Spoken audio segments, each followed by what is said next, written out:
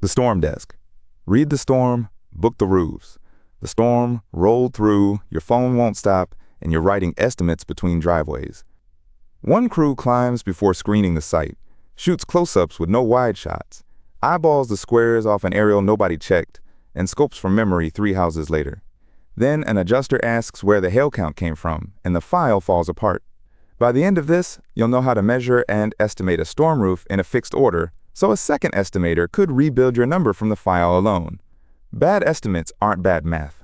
They're bad sequence. Screen the property from the ground before anyone climbs. Build a complete photo record in the same order every time. Measure from more than one reference and reconcile them. Write the scope line by line from what you documented. Then review the file and hand it off clean. 5 steps, and each one protects the next. You can't measure safely until you've screened. You can't scope honestly until you have a real photo record. Now the field detail. Step 1. Screen the property before anyone climbs. Accuracy starts on the ground, and so does safety. Walk it like a hazard map. Down lines, leaning trees, hanging gutters, sagging planes, soft fascia, icy footing. If the site isn't safe, photograph it and reschedule with the right gear.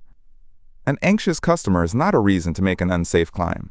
Fall protection is not optional. OSHA's rules require protection at height, and falls from roofs and ladders are a leading cause of construction deaths. Build that in before the ladder leaves the truck. Read the storm before you read the roof.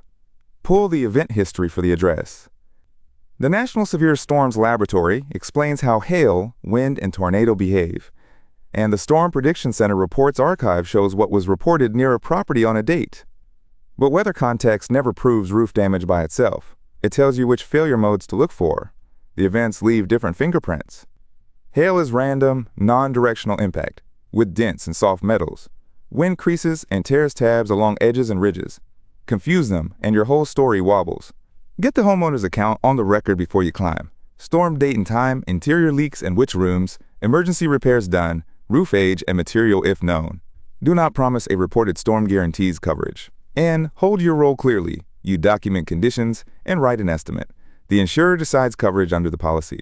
The homeowner owns the claim, and the deductible is theirs to pay. The National Association of Insurance Commissioners points coverage questions to the carrier and the state insurance department.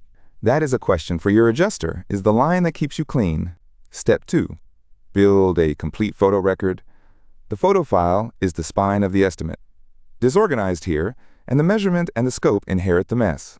Shoot the same order every property. Address, 4 elevations, a roof overview, then 1 wide shot per slope before any close-ups. Ridges, valleys, eaves, penetrations, flashing, soft metals, interior leaks. Every damaged close-up needs a wide establishing shot that places it on the roof. The test is whether a stranger could understand the roof without standing next to you. Mark a test square. A test square is a measured 10-foot by 10-foot area, 100 square feet, where you count and photograph impacts so the density is something a second person can recheck. Adjusters use the same convention, which is why it carries weight.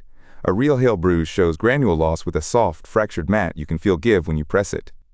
Marks that are uniform or line up with foot traffic are usually not hail. Calling every dimple hail loses a sharp adjuster fast. 2 field facts set your expectations. Functional hail damage to typical asphalt shingles generally begins around 1-inch hail, roughly quarter-sized, but the real call is the damage you can document, not the reported stone. A brittle older roof bruises under smaller hail. Wind is its own discipline. The Insurance Institute for Business and Home Safety says wind-up lift turns on the factory seal between courses. Once the adhesive lets go, tabs lift, crease, and tear. A crease is evidence a wind event happened. An unsealed tab that never bonded is an age story, not a storm. Step 3. Measure from more than one reference. Overconfidence here costs real money both ways. Order too little, and you stop mid-tear-off. Order too much, and you eat your margin.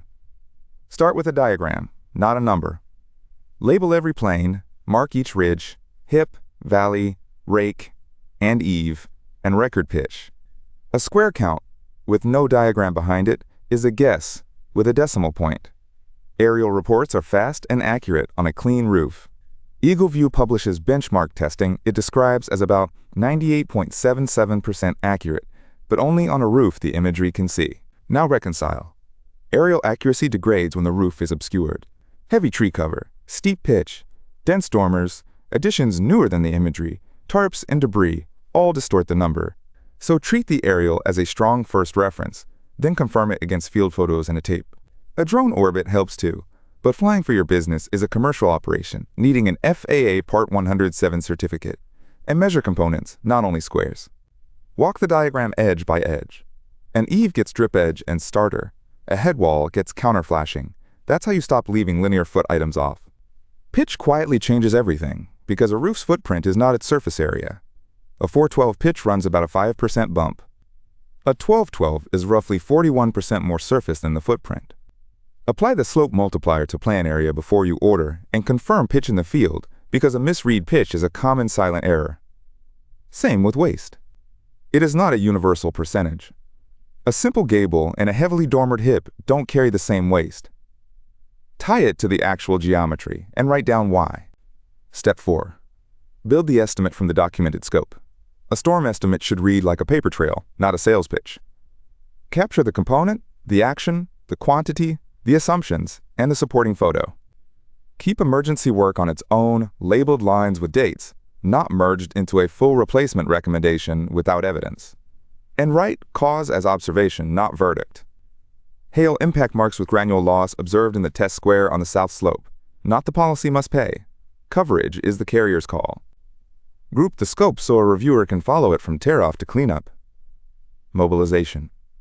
Tear-off and disposal. Deck and structure, with a note that actuals depend on tear-off findings. Water management. Field shingles and accessories. Penetrations and details. Steep charges by pitch. Cleanup. In any line that replaces a component which isn't visibly damaged, needs an explicit reason, a code trigger, or a homeowner upgrade. Do not pad. An unsupported filler line costs you credibility on the legitimate ones, and it's exactly what the FTC warns homeowners to watch after a disaster. Step 5. Review the file, then hand it off clean. Read the whole thing as if a skeptical stranger reads it next, because one will. Diagram matches the photos. Quantities match the diagram. Every limitation written down. Run the commonly missed list, because storm estimates fail on the accessories, not the field shingles. Drip edge at eave and rake.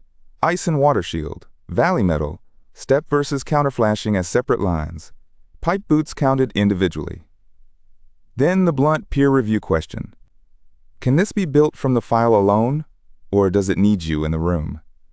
If it needs you, it isn't done. Here's where Roof Predict fits and where it doesn't. The 5 steps make one estimate accurate. The trouble is pointing them at the right doors. Roof Predict pairs an estimated roof age range with storm physics modeled per individual home, scoring which roofs a storm most plausibly wore out, so your effort lands where age and exposure line up. It does not inspect, diagnose, or decide coverage. Roof age is a range for planning, not an exact date. The list starts the route. The documented measured file earns the job. Screen, photograph, measure twice, scope from evidence, review. No guessing.